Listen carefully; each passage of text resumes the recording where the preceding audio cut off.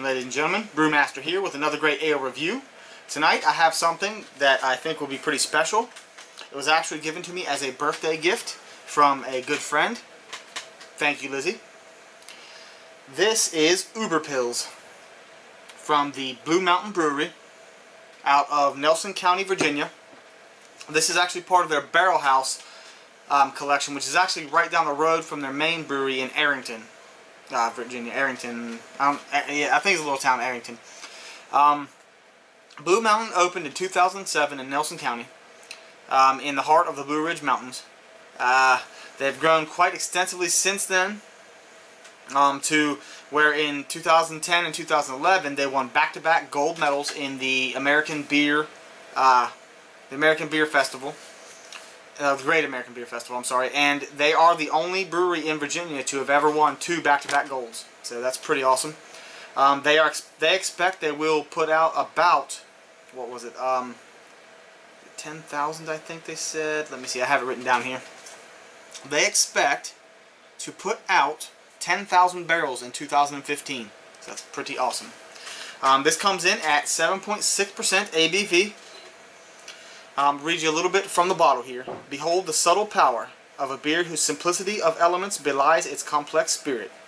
Pilsner malt, noble Hallertau hops, lager yeast, and deep well water. By scaling up these simple ingredients, we've turned the German Pilsner Imperial and made one of the world's most refreshing styles of beer bigger, rounder, and even more enjoyable. It is bottle re-fermented, so store cool and upright to keep in peak condition and avoid disturbing naturally settled yeast. 40 IBUs. It doesn't have any food pairings, but it is a big bottle. It's the 1 pint, 9.4 fluid ounces. Let's go ahead and get this basket off of here. Something I really do like about Blue Mountain, at least on their Barrel House collection, they always date around the cork. Best by July 2016. It's pretty awesome. Sometimes these corks are really easy to get out, and this one is going to be. But sometimes they're extremely hard. Look at all that smoke. Let's get a pour and see what the Uber Pils looks like. Now they are usually fairly highly carbonated, so I'm going to be pretty gentle. Try to anyway. To back off that just a bit. Like I said, they are usually very highly carbonated. This one seems to be no different. We'll leave it there for the moment. As you can see, a many-fingered, slightly off-white, very small bubbles, very compact, almost like a cream, sort of a frothy head. Very much golden in color, lots of carbonation, lots of bubbles streaming up, if you guys can see that. Let's get a nose and see what this one smells like. You definitely get the light, toasty malt, hay, some like fresh cut grass maybe. A little tiny tinge of sweetness. Definitely bready. There's a little bit of a yeast, like a yeasty ester, kind of like a, I don't know, a little bit of that sort of bubblegum scent that you get from a Belgian style. Although this is not a Belgian style. It smells a little spicy. And you get a little bit of an afterthought of those noble hops. Just a little herbal. Let's get a taste and see what this one tastes like. Cheers, guys. I can't wait. It looks awesome.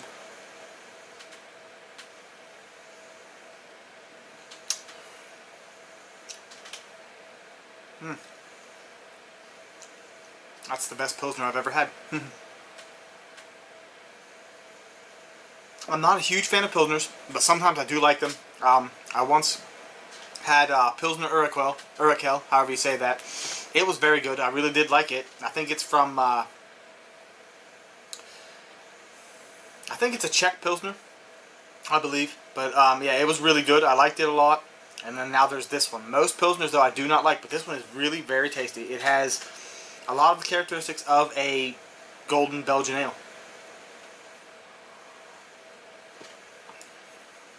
Medium mouthfeel. Very effervescent. Definitely yeasty esters coming through. I'm not sure how they did that with the lager yeast.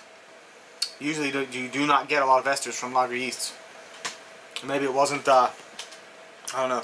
I'm not sure how they do that. I've never gotten them from it.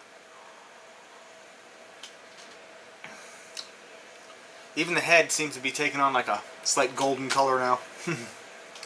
But it definitely has a little hints of that bubble gum from the yeasty esters. A little peppercorn maybe. A little tiny bit of, I don't know, a little tiny bit of citrus. Definitely get that earthiness, the grass, the hay. Very fresh, very refreshing. And at, what is it, 7.6? You would never know that was 7.6% ABV. This would definitely be a sleeper, or a ninja beer, if you will. Drink a couple of these and think you're fine until you're not. Definitely very refreshing. It's hot still here tonight. Probably 75, I would say, even though it's almost 1 in the morning when I'm doing this. This is very refreshing and a very good Pilsner. I honestly have seen this where this was for sale quite a few times and thought to get it, and I just never did because, like I said, I'm not a big fan of Pilsners, but I am very glad that my friend picked this one up for me because I may have never tried it otherwise. Excuse me. And it's really, really good. I'm going to have to probably end up getting more now. Look at that head. So much carbonation. All in all, this is, like I said, very tasty. It is true to style, but also a little unique, I think. It's more spicy than usual because I think they just upped all the ingredients to make it more potent. So it's a little more spicy, a little more esters, a little more alcohol, but you can't really taste it. You can tell it's a little more so than, you know, the normal 4% or 4.2%, 4.5% you get in Pilsners, but you would really never tell it was 7.6. Beer Advocate rated this with an 85, which is a good solid B, B+, and the Bros didn't rate it at all. They haven't had it. Rate Beer gives it an overall of 76 and an 89 for the style. So overall, some really high B scores pretty much. I would have to say, honestly, in my opinion, this is more of an A beer. Probably a 92, 93, right in there. Solid A. Very, very tasty, very refreshing. True to style, but more. Thank you, guys. I've been Brewmaster. You have a lovely evening. Please don't forget to hit that like button and subscribe if you have not already. Cheers.